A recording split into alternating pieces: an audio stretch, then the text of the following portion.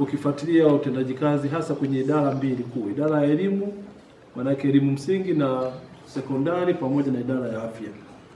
Na wakati mwingine umekuwa ukichukua hatua pasipo hata kutuhusisha sisi, maana yake unakutana na watumishi, unawaita, unafuatilia, lakini hii imejenga hali kwa watumishi pia ya uwajibikaji.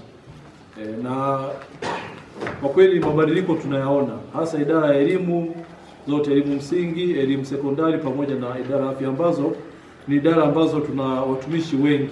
Ukiangalia ile kama halmashauri, idara ambazo zinaongoza kwa watumishi hizo 3. Na message imekuwa clear kwa watumishi.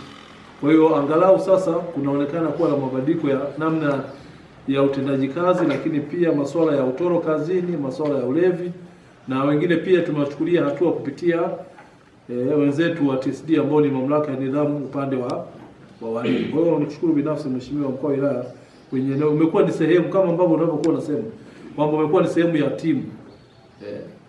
Manake kama kiongozi wetu mkuu ingekuwa wewe ungekaa pembeni na kusubiri sisi watendaji tushughulike na au masuala, lakini umekuwa pia una intervene.